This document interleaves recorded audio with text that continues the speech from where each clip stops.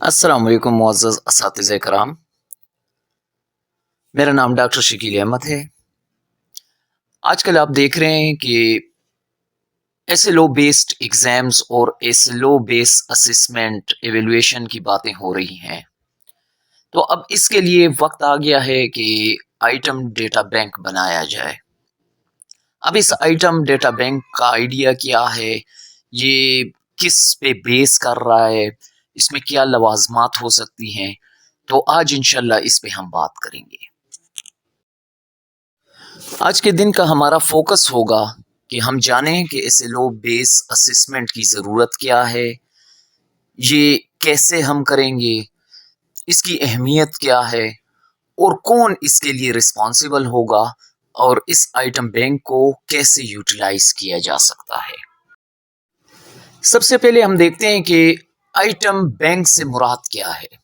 तो item bank से मुराद एक मरकजी स्टोरेज है जहां पे जितने सवालात या जितने आइटम्स, जितने एमसीक्यू, सीआरक्यू, ईआरक्यू हमने बनाए हैं वो इकट्ठे हम रख सकें और साथ ही उसकी मजीद मालूमात, मेटा डेटा उसके साथ स्टोर हो। उन सवालों का लेवल, डिफिकल्टी, सब्जेक्ट, टैग्स, जितनी जितनी उनके बारे में मालूमात हैं वो सारे भी उन क्वेश्चंस के साथ स्टोर हों। इससे मुराद आइटम बैंक है। अब आइटम बैंकिंग से क्या मुराद है? तो इससे मुराद वो सारा प्रोसेस है शुरू से लेकर एंड तक। शुरू से मुराद उसकी डेवलपिंग, उसकी मेंटेन करना, उसको उसको रिव्यू करना, अपडेट करना, सेट करना और फाइनली एक बड़ा पूल ऑफ क्वेश्चन जमा करना। तो इस सारे प्रोसेस का नाम आइटम बैंकिंग है। हमें आइटम बैंक की जरूरत क्यों पड़ती है? तो सबसे पहली बात तो यह है कि अगर एक दफ़ा आइटम बैंकिंग हो जाए और ये मटेरियल जमा कर लिया जाए तो ये हमारे लिए कास्ट इफेक्टिव भी होगा, बार बार बड़े बड़े खर्चे इस पे नहीं करने पड़ेंगे। ये एफिशिएंट भी होगा क्योंकि कॉग्निटिव लेवल और डिफिकल्टी लेवल इसका अंडरस्टूड होगा, रिसर्च बेस्ड होगा। इसमें डिलीशन अपडेशन बड़ी आसान हो जाएगी। यही डेटा बैंक बार बार यूटिलाइज हो सकेगा, इसको हम इम्प्रूव कर सकेंगे, इसको ट्रैक किया जा सकेगा। आइटम्स को उनके मुख्तलिफ लेवल पे सॉर्ट किया जा सकते है, जैसे कॉग्निटिव लेवल के उस पे हम सॉर्टिंग कर सकते हैं, डिफ़िकल्टी लेवल पे सॉर्ट कर सकते हैं, क्वेश्चन के अपनी टाइप्स के हवाले से उसकी सॉर्टिंग हमारे लिए आसान हो सकती है। इसी तरह से हम देख सकते हैं कि इसका रिकॉर्ड बड़ा इजीली हम संभाल सकते हैं और आइटम्स के डिफरेंट वर्जन्स हम बना सकते हैं। तो इस वजह से हम कहते हैं कि आइटम बैंक बहुत जरूरी है। अब हम ये भी जान लेते हैं कि आइटम बैंक तो हम बनाने जा रहे हैं, ये किस बुनियाद पे बनेगा? तो ये एक्चुअली बनेगा एसएलओ यानी स्टूडेंट लर्निंग आउटकम की बुनियाद पे बनेगा। अब ये एसएलओ खुद क्या चीज है? तो ये हम एक्चुअली गेज करना चाहते हैं कि स्टूडेंट की लर्निंग कहाँ तक हुई, वो क्या कर सकता है, प्रैक्टिकली इन्वॉल्व हो सकता है मुख्तलिफ आइटम्स में। मतलब सिंपली इसको अगर हम कहें कि स्टूडेंट क्या शो कर सकता है और क्या प्रैक्टिकली परफॉर्म कर सकता है, तो इसको हम लर्निंग आउटकम्स कहेंगे। अब एक सिंगल इस लो को मेजर करने के लिए डिफरेंट पैरामीटर्स हमारे पास हैं। जैसे कि शुरू में मैंने अर्ज किया, कॉग्निटिव लेवल पे भी उसको अलग अलग किया जा सकता है, उसको हम डिफ़िकल्टी लेवल पे भी अलग अलग कर सकते हैं क्वेश्चन की लेंथ विड्थ के हवाले से।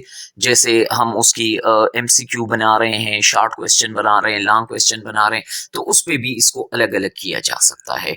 कुछ चीज़ें हमें यहाँ पे बोर्ड्स ने भी प्रोवाइड की हैं जिसमें कॉग्निटिव लेवल के हवाले से एक्चुअली ये बेस्ड है ब्लूम टेक्सोनोमी पे।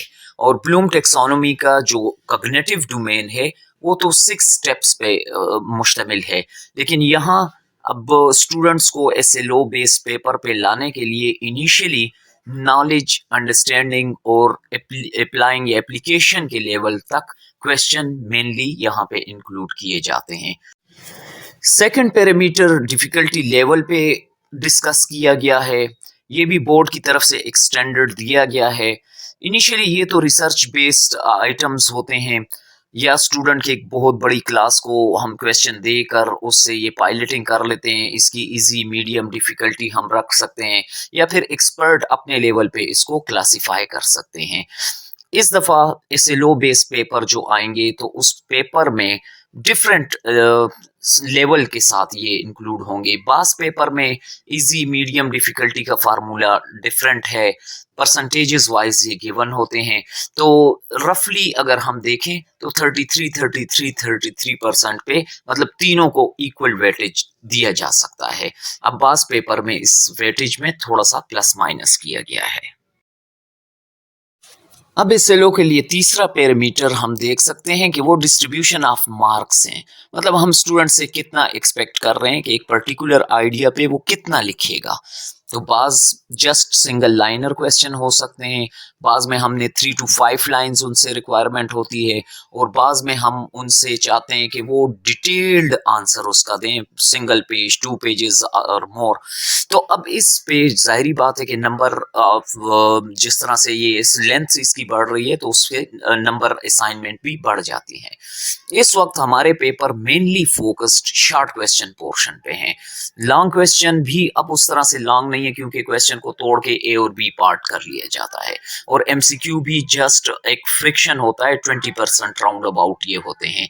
तो ये आजकल जो एसएलओ बेस पैरामीटर्स हैं, हम जो आइटम बैंकिंग करने जा रहे हैं तो उसमें ये हमने 3 पैरामीटर्स देखे कि इसकी बुनियाद पे हम आइटम्स को अलग अलग प्लेस कर सकते हैं।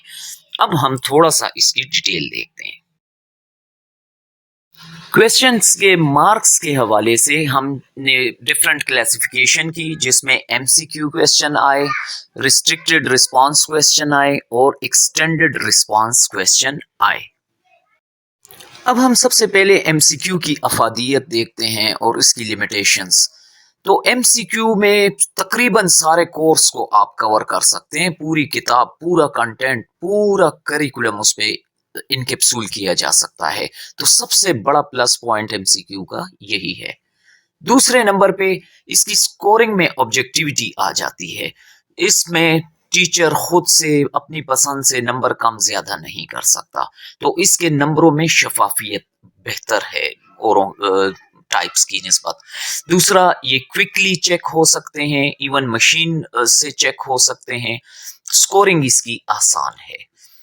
अब मसला इसमें ये आ जाता है कि ये सिंपल रिकॉल लेवल पे काम करते हैं, सरफेस लेवल नॉलेज चेक की जा सकती है इससे। और दूसरा, अच्छा आइटम बनाने के लिए काफी ज्यादा टाइम दरकार होता है। अब दूसरी कैटेगरी RRQs हैं, जिसको हम उर्फ आम में शॉर्ट क्वेश्चंस या सब्जेक्टिव टाइप क्वेश्चन कहते हैं। अब इनकी भी अपनी एडवांटेजेस और लिमिटेशंस हैं। एडवांटेज ये है कि ये भी किसी हद तक पूरे कोर्स को कवर कर सकते हैं। अब इसमें बड़ा प्लस पॉइंट ये है कि ये गेसिंग को रोक लेते हैं। स्टूडेंट खुद से गेस नहीं कर सकता, जैसे एमसीक्यू में गेसिंग बाज दफा काम दे जाती है। इसी तरह से ये बनाने में निस्बतन आसान होते हैं। इसके कंटेंट को अगर हम देखें तो रोट लर्निंग को ये रोक लेते हैं। जो रट्टा होता है स्टूडेंट का लफ्ज ब लफ्ज लिखना, तो उसको यहाँ पे उसकी हौसला शिकनी की जा सकती है। इसी तरह से ये अपना point of view student they सकते हैं। इसमें ऑब्जेक्टिविटी लाने के लिए ये किया जा सकता है कि क्वेश्चन के साथ ही उसके मार्किंग के रूब्रिक्स दे दिए जाएं, तो उससे ये हो सकता है कि RRQ भी बहुत इफेक्टिव हो सकते हैं। अब इसकी लिमिटेशंस पे अगर हम बात करें तो लिमिटेड रेंज में ये भी क्वेश्चंस आ सकते हैं। स्कोरिंग में जजमेंट किसी हद तक आ सकती है, लेकिन हमने अभी बात की कि रूब्रिक्स के जरिए इसको कंट्रोल किया जा सकता है। इसकी मशीन बेस्ड मार्किंग अभी मुमकिन नहीं है, लेकिन इन नियर फ्यूचर होपली पॉसिबली ये भी की हो सकेगा। तीसरे नंबर पे जो आइटम डेटा बैंक में हम डालने जा रहे हैं क्वेश्चंस की टाइप्स, वो लॉन्ग क्वेश्चन है या एक्सटेंडेड रिस्पांस क्वेश्चन कह सकते हैं आप, लॉन्ग सब्जेक्टिव टाइप उसे आप कह सकते हैं। इस किस्म के क्वेश्चन बनाने में बड़े आसान होते हैं, ये भी गेसिंग को काफी हद तक रोक सकते हैं। ये क्वेश्चन इसलिए अभी तक प्रिवेल कर रहे हैं कि ये हायर ऑर्डर थिंकिंग में हमें बड़े काम आते हैं। इसके रूब्रिक्स अगर बना लिए जाएं तो इसमें भी ऑब्जेक्टिविटी कंट्रोल की जा सकती है। इनका जो बड़ा मसला ये होता है कि हमारे पास पेपर में ज़्यादा से ज़्यादा 4 या 5 लॉन्ग क्वेश्चन डालने की गुंजाइश होती है, जबकि हमारे पास अगर 10 से 12 चैप्टर्स हों, तो हर चैप्टर से फिर लॉन्ग क्वेश्चन उठाना पॉसिबल नहीं होता। सेकेंडली, स्टूडेंट ने बड़ा एक्सटेंडेडली इसको लिखा होता है, तो उसमें प्रॉपर पॉइंट ऑफ व्यू और जो इम्पोर्टेंट पंच वर्ड्स हैं, वो हमें ढूंढने पड़ते हैं। टाइम काफ़ी लग जाता है और स्कोरिंग में इसकी रिलायबिलिटी कम है। तो अब आप देख रहे हैं कि आहिस्ता आहिस्ता ERQ या एक्सटेंडेड क्वेश्चंस साइंसेज में कम पूछे जा रहे हैं, लैंग्वेजेस में इसकी अभी भी काफ़ी गुंजाइश है। अब जबकि हमने क्राइटेरियाज डिस्कस कर लिए हैं, तो अब हम आते हैं कि एक प्रोफार्मा हम टीचर को कैसे दें कि वो जब एक क्वेश्चन सिलेक्ट करे तो उसके इर्द गिर्द मेटा डेटा जितना पड़ा हुआ है, जितनी उसकी इंफॉर्मेशन है, वो भी साथ उठा ले, ताकि इन नियर फ्यूचर वो हम आइटम बैंक में डालें और वहाँ से फिर जब वो किसी भी लेवल के एग्जाम के लिए हम उठाएं तो वो हमारे लिए आसान हो उसकी आइडेंटिफिकेशन। इस आइडेंटिफिकेशन में ग्रेड लेवल सबसे टॉप पे है, फिर डिफिकल्टी लेवल, आइटम कब बना, कब रिव्यू हुआ और ये किस एसएलओ के साथ जुड़ा हुआ है, इसका कॉग्निटिव लेवल क्या है, डिफिकल्टी लेवल क्या है, आइटम फिर स्ट्रक्चर उसका कैसे है, उसमें रिस्पॉन्स उसके कैसे हैं, उसके करेक्ट ऑप्शंस भी वो साथ लिखने पड़ेंगे। बस हम कह सकते हैं कि इस एक आइटम के साथ अच्छी खासी इंफॉर्मेशन जमा हो जाती है, आइटम टाइप से लेकर उसके कंटेंट, उसकी वर्डिंग, उसके रिस्पॉन्स ऑप्शन, उसकी डिफ़िकल्टी लेवल्स, उसके डिस्क्रिप्शन के स्टाइल में उसकी होगी, उसका ब्लूम टेक्सोनोमी के साथ कनेक्शन क्या है, अलाइनमेंट उसकी क्या है सेलो के साथ, उसका सोर्स क्या है, रिव्यू किसने किया, रिव्यू की डेट क्या है, बिल्कुल प्रीवियसली किस एग्जाम में ये यूज हुआ था, फ्यूचर में ये कब यूज होगा, तो ये सारी चीजें उसके साथ हम सेव कर सकते हैं। अब जबकि हम व्हाट और व्हाई, इसकी इंपॉर्टेंस पे इतनी डिटेल से बात कर चुके हैं, तो अगला सवाल ये आता है कि अब ये किया कैसे जाएगा। इस सवाल से मुराद मेरी ये है कि हमारे पास बहुत सारी क्लासें हैं, हर क्लास में बहुत सारे सब्जेक्ट हम ऑफर कर रहे हैं, हर सब्जेक्ट में बहुत सारे चैप्टर्स होते हैं और हर चैप्टर में बहुत सारे एसएलओ मौजूद हैं और फिर एक एसएलओ डिफरेंट स्टाइल से उस पे आइटम्स बनाए जा सकते हैं। अब इस स्लाइड में आप देख सकते हैं कि जो क्वेश्चन मैंने रेस किया है उसकी डिटेल है। फॉर एग्जांपल हमारे 1 to 12 क्लास है, फिर एक क्लास पर्टिकुलर अगर हम 9th क्लास को फोकस कर रहे हैं तो उसमें 7 to 8 सब्जेक्ट्स आ जाते हैं। फिर इन सब्जेक्ट्स में एक सब्जेक्ट हमने फिजिक्स उठाया तो फिर उसमें 9 चैप्टर्स हैं, फिर हर चैप्टर में नंबर ऑफ एसएलओज हैं, फिर हम एक पर्टिकुलर एसएलओ को उठाते हैं वर्नियर कैलिपर। वर्नियर कैलिपर्स पे अगर आप देखें ना तो एमसीक्यू भी बन सकते हैं, ERQ भी बन सकते हैं, CRQs भी बन सकते हैं। तो अब इसको कैसे कवर किया जाएगा, ये क्वेश्चन चैलेंजिंग क्वेश्चन है। जब हम हाउ के हवाले से सोचते हैं तो हमारे सामने टाइम का इशू भी आ जाता है, बजटिंग इशू भी आ जाता है, human resources, material resources, technical resources, ये सारे सामने आ जाते हैं। अब इन मसाइल को काबू करने के लिए हम टेक्नोलॉजी का सहारा ले सकते हैं और अगली स्लाइड्स में हम देखेंगे कि टेक्नोलॉजी हमारी कैसे मदद कर सकती है। जैसा कि हम जानते हैं कि एक मसले के एक से ज्यादा सलूशन हो सकते हैं। यहाँ पे मैं इसका टेक्निकल एस्पेक्ट से एक सलूशन देखने चाहूंगा और आपके सामने ये सलूशन रखना चाहूंगा। मिसाल के तौर पे हमने एक एसएलओ जो उठाया है वो वर्नियर कैलिपर्स के हवाले से है। अब जैसे ही मैंने ये एसएलओ चैट जीपीटी में टाइप किया तो उसने 15 एमसीक्यू फौरन से बना के दे दिए और 10 शॉर्ट क्वेश्चन उसने फौरन से बना के दे दिए सिंगल क्लिक पे। यही चीज जब मैंने गूगल बार्ड पे की तो 3 डिफरेंट सेट ऑफ एमसीक्यूज जिसमें डजन्स ऑफ क्वेश्चंस शामिल थे वो उसने फौरन से बना के दे दिए।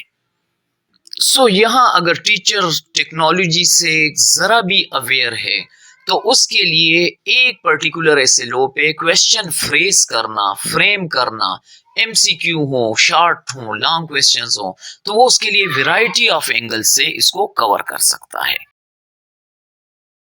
अब ये किस लेवल पे परफॉर्म होगा, कौन इसके स्टेक होल्डर्स होंगे, रिस्पॉन्सिबल होंगे, तो एक्चुअली ये टास्क इनिशिएट होगा BISE के लेवल से, डिस्ट्रिक्ट एजुकेशन ऑफिस के लेवल से। उसके बाद एक टीम बनाई जाएगी जो सब्जेक्ट एक्सपर्ट और आईटी एक्सपर्ट्स होंगे।